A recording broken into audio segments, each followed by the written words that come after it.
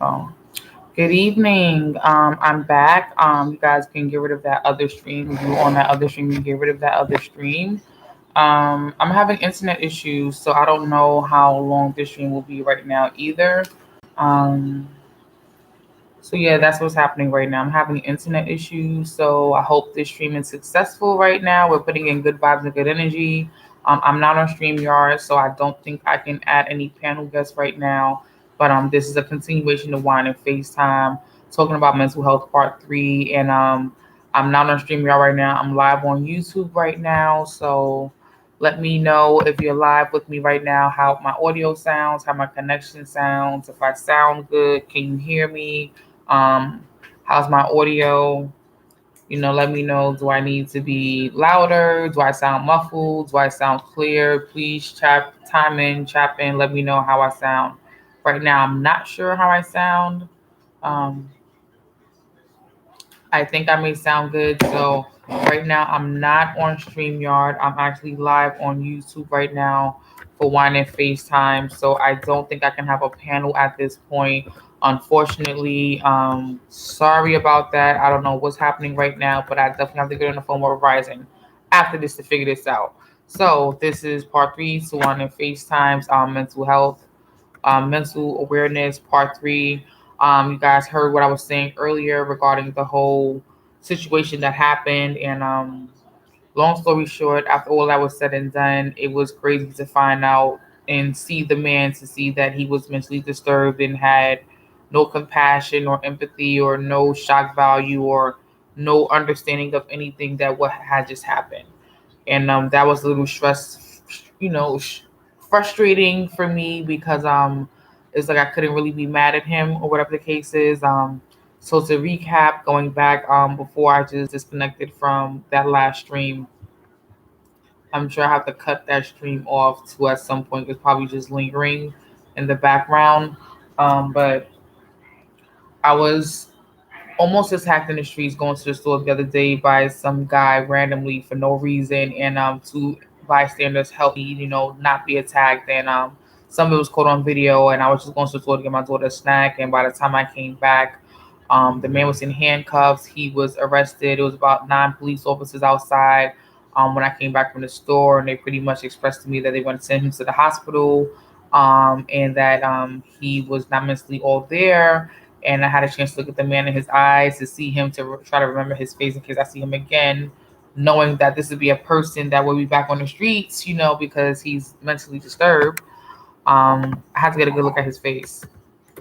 So again, this is mental health part three, one in FaceTime. I'm not on StreamYard, so I don't think I'll be able to have panel guests. For some reason, my Wi-Fi strength is just shit right now. So unfortunately, that's what it is. But please jump in the chat, chime in if you can, if you will. Um, I couldn't believe this happened to me. I couldn't believe I was attacked by someone in my neighborhood where I've lived for like the last 13 plus years, by someone I've never seen, and I don't know why. And I'm just so grateful again to know that there are two men who are able to help me and, guide me and, get me to not be a victim, to help me. So shout out again to those two men. I have no idea who they are, what their names are, or, how to find them or locate them. But it's really crazy. Mental health is really, really real, and it's unfortunate that there's not too much, that is being done with everything. Hello, Mr. Negron, how are you? Do I sound different? Do I sound better? The same?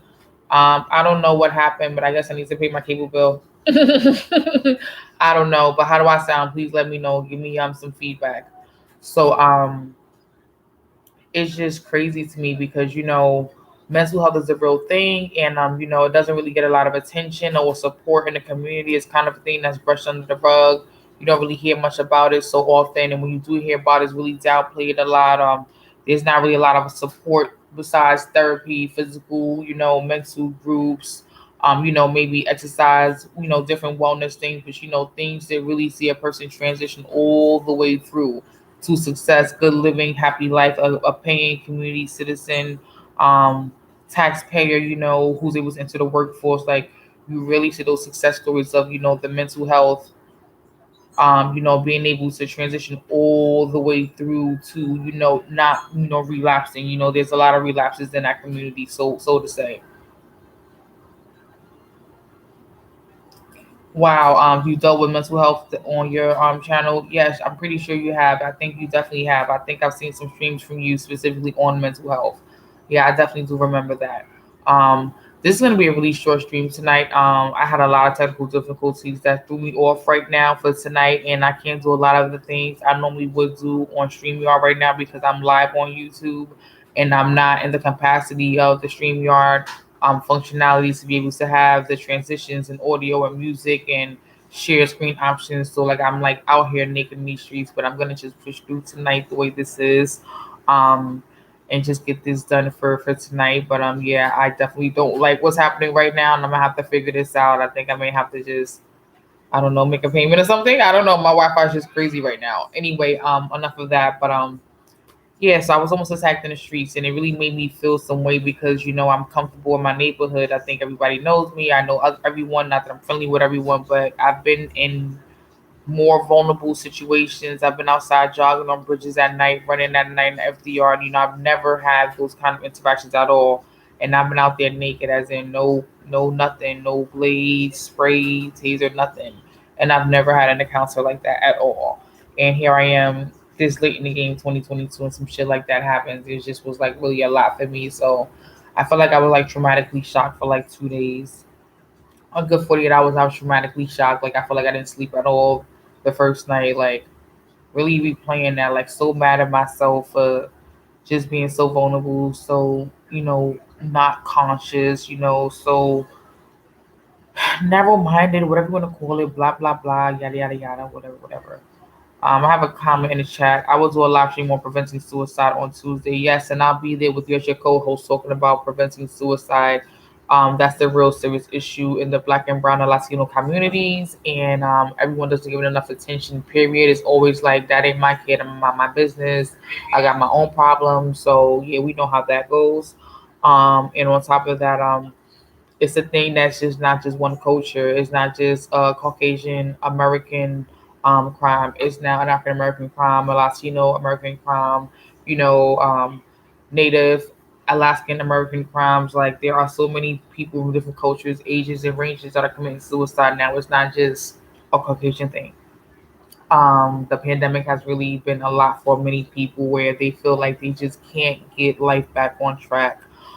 So we all know someone that is possibly thinking about suicide, or who is possibly meant to, or who possibly needs help, and we all know that person that doesn't want to get that help, and you can only push for so far to get certain people some help.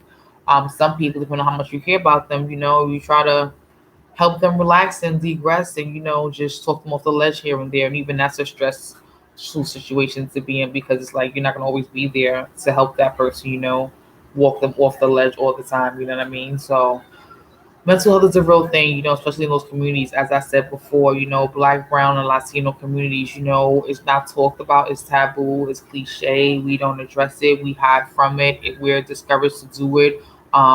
We're told to keep it secret to, discuss it. We hide it from our families very often because we don't want the judgment and the critique and character of other people telling us, what to do or how to move or what you're labeled as in society for being in a certain group of people or settings or environments that they may not see how you shall fit. For me, I think therapy has been great because I sometimes think I'm always in my head and I'm crazy about all the things I've been thinking about, and I really need someone to check me. Like, am I doing too much? Like, am I really, really doing too much? Like, I really need somebody to check me sometimes.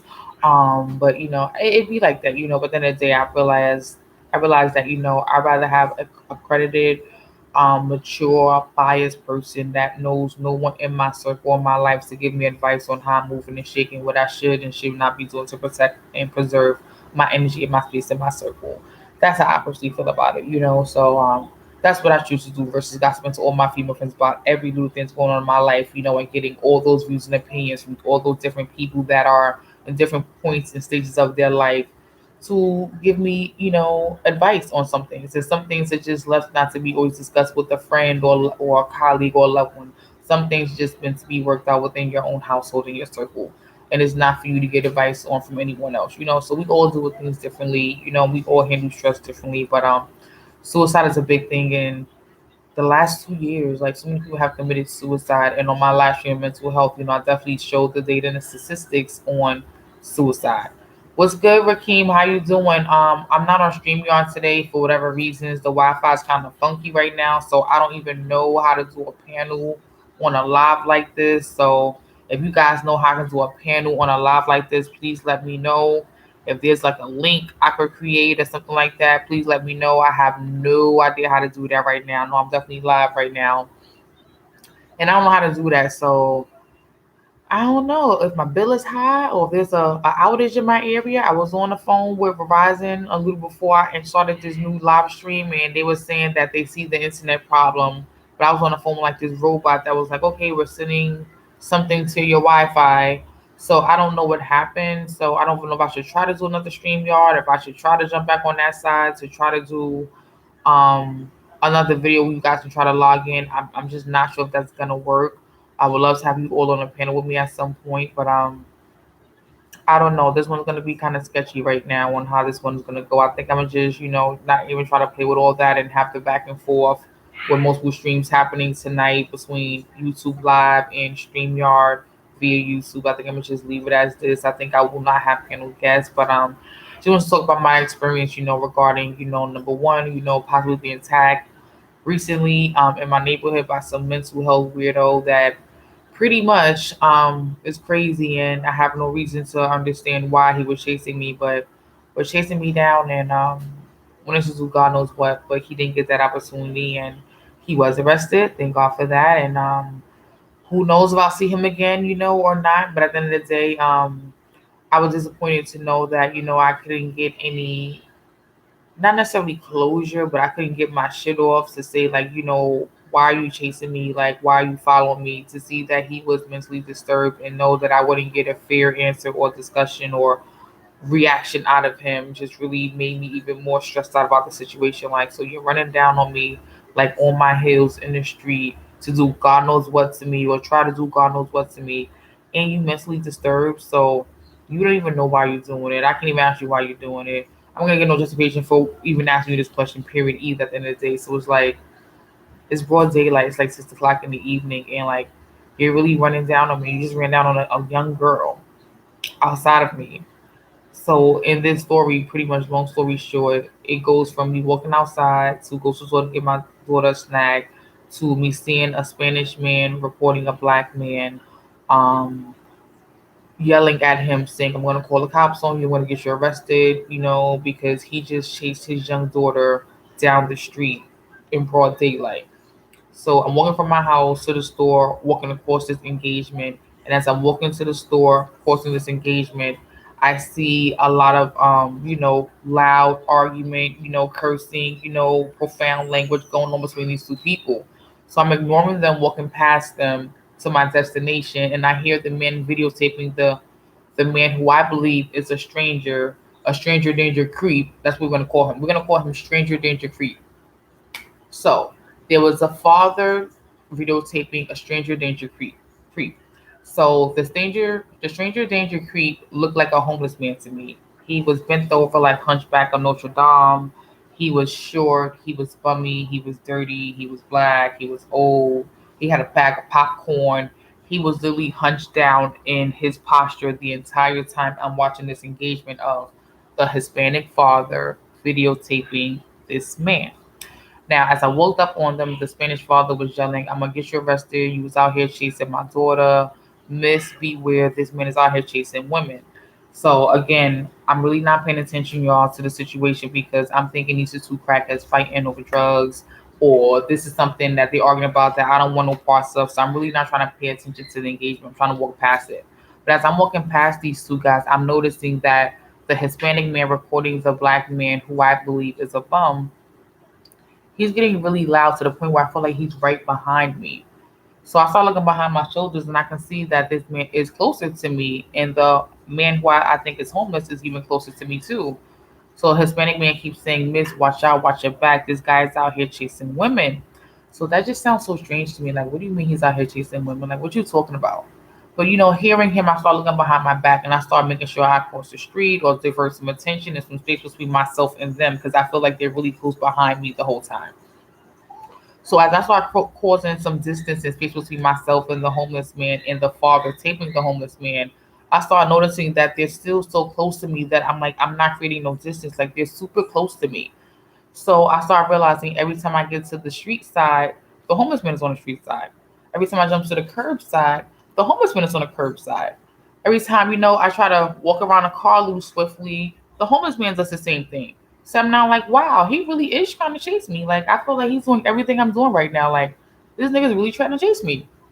So I put some pep into my step, and as I'm putting some pep into my step, I see a man chaining his bicycle along the gate. So he's watching this whole thing as I'm approaching him walking swiftly. He's watching the father videotape the homeless man, you know, walking towards me. And he's still yelling, "Watch out, miss. This man is out here chasing women." And that just sounds so crazy, right? But like that's what he said the whole time. He had to say it at least 7 to 8 times the whole time this engagement occurred. So eventually, you know, I'm walking swifter because again, every time I move, he's on the same side as me. So a man says, "What are you guys doing? What's going on here?" Because I think he automatically thought that there was some malicious discriminations, racism things happening at that moment because for some reason it just seemed like, it was a attack or, like a bully system thing going on because, the father was a little bit bigger and stronger than the homeless man who I thought was homeless at the time. So as this man starts to ask what's going on, the homeless man starts speeding, chasing me down, you guys. This guy starts speeding, chasing me down so fast where I start running so fast that first of all, let me tell me out what I'm wearing. I got on Crocs, spandex leggings, and a long sleeve tank top. No weapon on me, no blade, no spray, no taser, no nothing, no nothing. I'm out here naked in the streets. I don't got nothing. I went 1 block away from my house. I went from 1 block to the next block. That's the length of the distance I needed to go just to go get this snack. This all happened in just that quick of a hot second. So again, as I'm approaching the man who's chaining his bike to the gate, he's asking what's going on because he sees that all this confrontation is coming towards him, and I guess he's judging and picturing it doesn't look good or whatever the case is. So the man yelling, he's out here chasing women. So at this point now, I know to really speed up and put some pep in my step because the guy looks like he's actually chasing me. So as I put pep into my step, I start to get some umph in it as I realize how close this homeless man is to me. The next time I turn around to look behind my back to see how close this homeless man and this father who's filming this entire engagement is, the man is within touching me. Literally, he's right here. Like I'm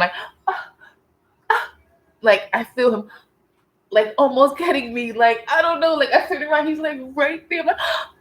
I'm so I'm like to the best of my ability. And in a matter of me doing this, I slam straight into the man who's chaining his bike, asking the question like, "What's going on here?" And I almost fall. But now that man now realizes that father videotaping this man is actually sending a message to me as well as to everyone that he's mentally disturbed and he's really out here figuratively chasing women. He starts to say that this man just chased his daughter down the streets or whatever the case is. And that's why he's out there because he's a creep. He's going to call 911.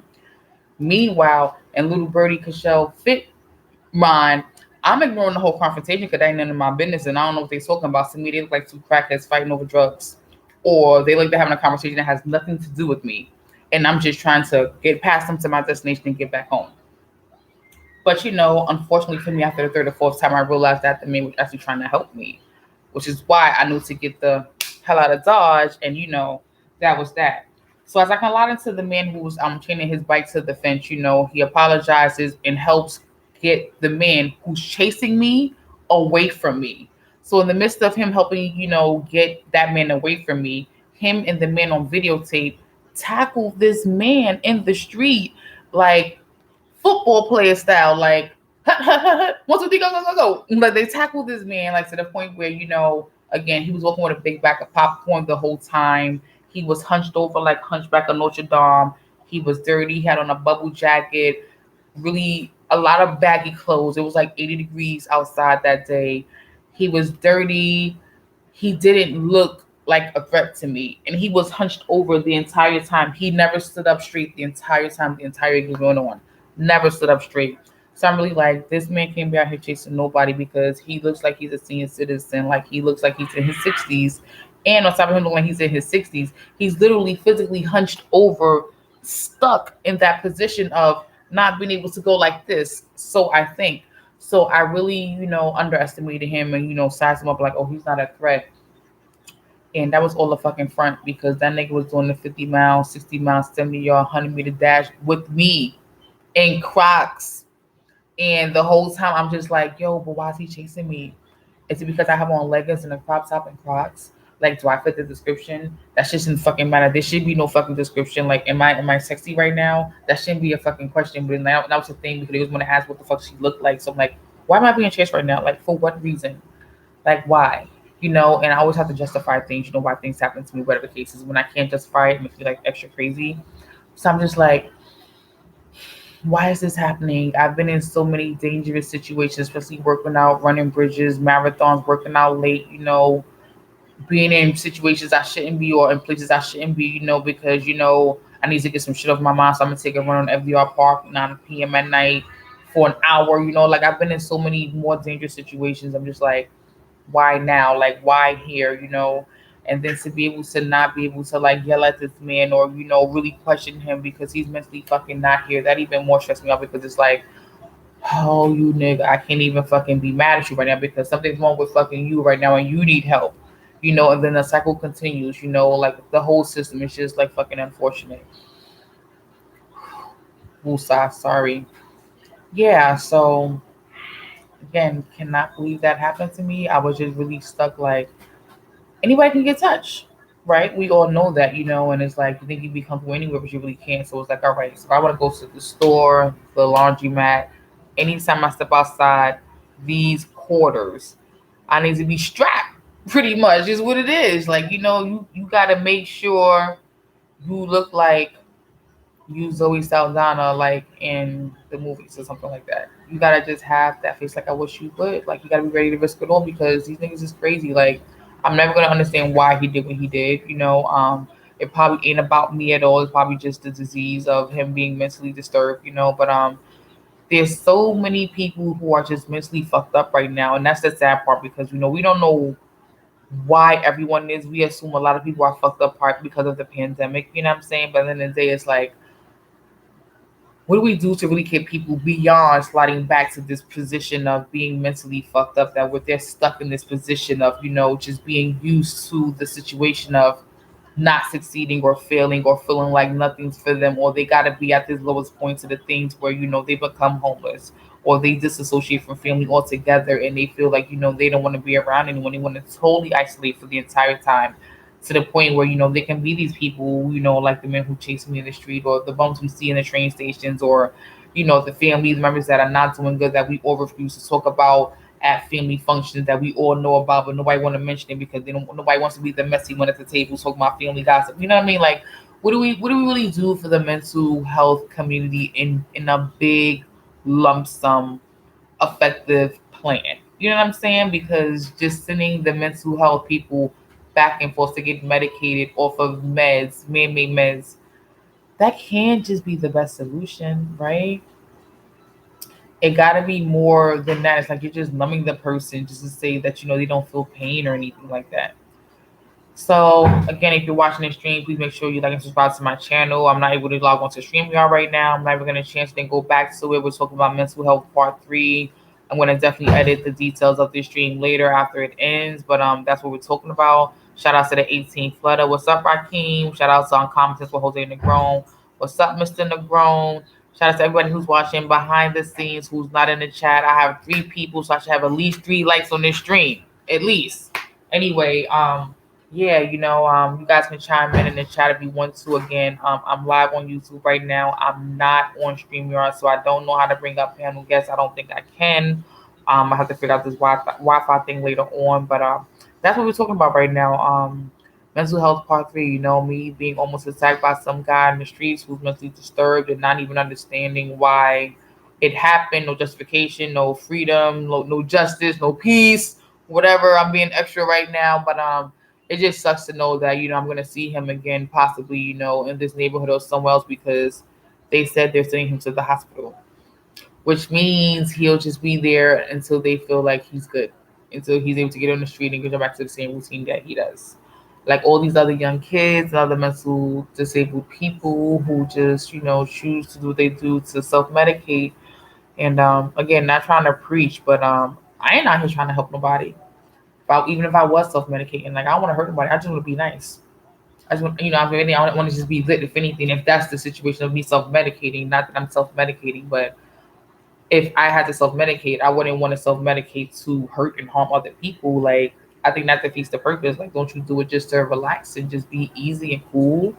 But again, I can't even fucking judge this nigga right now. And that's the fucking sack. That's the whack shit about this shit because it's like, oh, I can't even be mad at you because something's wrong with you. I don't know what you've been through, where you come from, what's your story, and I don't want to hear it or need to know. But I just need to know that you are who you are, and we need to picture your ass on all these fucking buildings to make sure you don't start popping up here, acting crazy, being creepy again. Take your creepy ass somewhere else to another building, another project, another borough, another area. So like that's the worst part about it, and I don't know his name, anything, or if he got family over here, whatever the case is. Like that's like the worst part of the whole, situation for me. I ain't gonna front, but yes, but we will continue the conversation, Jose, on your channel on Tuesday. Yes, we will. I'll try to stream it from my cell phone if necessary on Tuesday, but I'll try to rectify this situation with my Wi-Fi or whatever this is tonight or way before Tuesday, so I can know what the hell is going on. I'll probably make another phone call tonight as well, just to try to make sure it's resolved because me and my daughter was saying we've noticed this for a few days and we haven't even really done anything about it. We're like, oh yeah, we see it. That's me being lazy. I told you I could be lazy sometimes. That's that lazy part of me right there that y'all didn't know about. But yeah, shout out to all my subs, all my new subs, everybody who's here in the chat, rocking out with me, hearing my story. A lot of you guys have reached out to me, outside of YouTube and checked in on me. You guys, wish me wishes of, recovery and stress free and your feelings and how you felt about the situation. And I really appreciate that. That's what's up. Thank you guys for doing that. But it's really like, what do we do now? Like, once we know we have a person who's dealing with mental health, like outside of them going to the hospital to get medicated, like, what else are we going to do, because that just can't be the solution. That's what I really, really want to talk about today. But, unfortunately, this whole technical issue, I'm going to have to, switch up how the stream's going to have to go. When we have to do a part four, realistically, crazily, we have to do like a part four, probably continue this at a later time because, like, I want to know, like, what is the next best solution, what is the next best thing that could be done, what other options, alternatives, are there, because a lot of people are turning to substance. That's true, but for the people that are really out there, homeless, no places to go, no connection with family, extremely twisted out on drugs and all kind of drugs. Period. How do those people get back onto life track? How do they get back to not sliding back to that constant comfort zone area of destruction or self destruction or self sabotage? That's the bigger issue. Because although I was scared in the alleged, attack or the almost attack, whatever you want to call it, is like it just made me think like, what the fuck is wrong with this nigga? Like excuse my French, I love that first makes me feel so fucking good. Low key it really does. But it's like it made me think like, what's wrong with this nigga? Like what kind of help does he need? Like what kind of pills is he on? Like what is his story? Like I don't really want to know his story, but it's like everyone has a story and every mental health awareness is not just one thing. It's and it's it's schizophrenia, it's all kind of other disorders. I don't want to go reading the WebMD, Mayo Clinic list, but it's so many things outside of just schizophrenia. What I'm saying? There's so many different disorders, and so many of them go undiagnosed and untreated because depending on what your environment is, where you come from, it's not believed to say that someone is being labeled as that and we're going to help and support that. It's always that they're going to grow out of that and they're not going to leave that label, right? So every family deals with it differently, but a lot of times it ends up being something like that paradigm. And I say all that to say that that's why a lot of people I guess get into this whole mental health situation because they're not guided to know how to get help to want to be treated in this situation because it's like it's taboo. It's a no. It's like we don't do that. Like that's not what we do. Like that's what's not gonna happen. Like you're not retarded. You don't have ADHD. Your father was an alcoholic, or you got dropped as a baby, and you're gonna be all right. You're gonna grow out of that. Like you're just, from my generation, like you just don't go get help. You just don't do that. Like that's not realistic. You don't tell people, what happened in the household, and you don't share that information. It looks great on the outside. Only certain people know what's going on in the inside. You know what I'm saying? Like so you don't get that help. You deal with that later on, and like you become grown and everything like that. When you have control over your actual situation, household, family. And that is why some people deal with trauma. So with all that being said, is like I get how some people can be the stronger minded and some people be more of the weaker minded, or just don't know how to deal with stress and all that stuff altogether. And we all end up in different situations. Again, we all know someone dealing with mental health. We all know someone who's suffering from it. We all know someone who's possibly suicidal. We all know someone who's committed suicide. We all probably thought about suicide at some point. We just all haven't shared this to someone, because a lot of us probably felt that we were afraid to know what that person would think of us for sharing that information, and we thought twice of, well, I don't think I need them to call me crazy or whatever, whatever. Let me just keep that to myself, or be careful who I try to share that with, or you try to break down or soften up, the blow on how that stress leaks out, So we all deal with it, but what is the plan? What is the plan for this mental health community crisis that we got going on? We got teenagers, young adults, old adults, seniors. Like, it's so crazy that we forgetting the names of these people that are doing it. That's how often it's happening right now, and it's just really sad that it's like the people are getting younger and younger. Again, I talked about in in this series, Wine and FaceTime Part 2, I talked about the personal trainer, Raven K. Jackson. Again, did not know her whole story, anything like that. But again, she's another young lady that chose to, commit suicide for whatever reasons. And rest in peace to her and shout out to her family. But it's just sad that more and more people just go into this lifestyle. Like the entire world is just like giving up on trying to be a part of whatever this world is. And I get it. It's a lot. It's definitely a lot at times. But I don't know. It's just sad that people just end up at that route. Like that's their final destination. That's where they feel that they should be. That's where they feel is their answer to take their own life. But we can't save them all, right? We really can't. So because the stream is not going as I planned it, I'm gonna wrap this up for tonight. And I appreciate everybody who's come through for another episode of Wine and FaceTime, talking about mental health part 3. Definitely gonna fix the situation in the background and follow with you guys later. There may be a part 4. I don't know, because I did want to have a panel tonight to be able to discuss all this, in real time and get everyone's opinion and feedback and views on how they felt about all of this, and unfortunately I can't do that without talking about the chat the entire time right now.